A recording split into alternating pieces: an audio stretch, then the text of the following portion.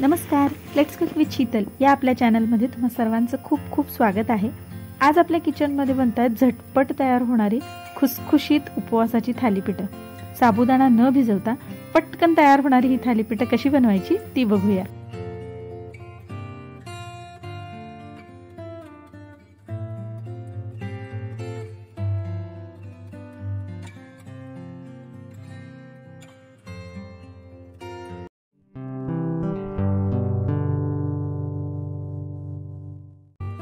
थालीपीठांसाठी 1 वाटी साबुदाणा घेतलेला आहे।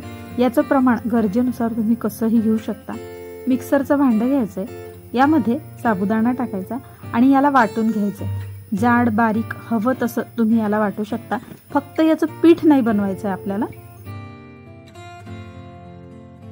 हे बघा, हे असं जाडसरच वाटलेलं आहे, जास्त बारीक नाही केलं।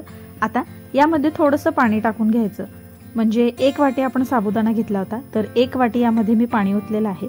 याला व्यवस्थित मिक्स करून घ्यायचंय आणि यावर झाकण ठेवून एक 10 ते 15 मिनिटांसाठी याला बाजूला ठेवून द्यायचं।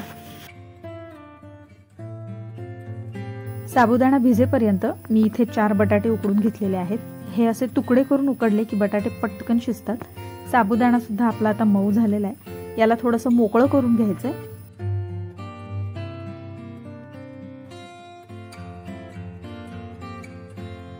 साबुदाण्याची भरड सुटसुटीत करून झाली की यामध्ये उकडलेले बटाटे कुस्करून टाकायचे। तुम्ही खिसून सुद्धा यामध्ये टाकू शकता, म्हणजे व्यवस्थित एकजीव होतात। हिरवी मिरची आणि जिरे मी भरडून घेतले होते ते टाकायचे आहेत। मिरची आवडीनुसार कमी जास्त तुम्ही कशीही वापरू शकता।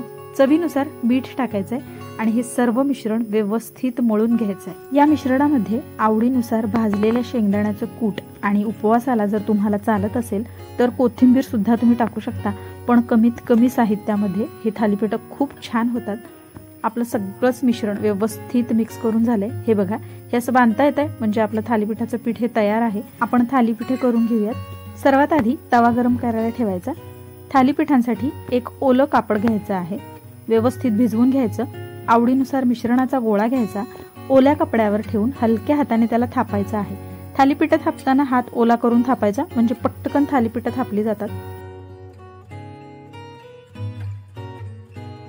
गरम तव्यावर तेल किंवा तूप टाकायचं आहे, मी इथे तेलाचा वापर करतेय। तयार थालीपीठांना हलक्या हाताने उचलायचं आणि अलगद तव्यावर टाकायचं आहे। आवडीनुसार लहान मोठे कोणत्याही आकाराचे तुम्ही ही थालीपीठ करू शकता, ही अजिबात तुटत नाहीत। दोन्ही बाजूंनी व्यवस्थित तेल किंवा तूप लावून खरपूस मध्यम आचेवरती ही थालीपीठ शेकून घ्यायची आहेत। उपवासासाठी झटपट तयार होणारी साबुदाणा भिजत न घालता आपली मस्त गरमागरम थालीपीठ थंडगार दह्यासोबत खाण्यासाठी तयार आहेत। तुम्ही सुद्धा ही रेसिपी नक्की ट्राय करून बघा।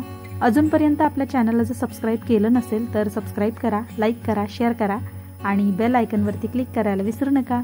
थँक्यू।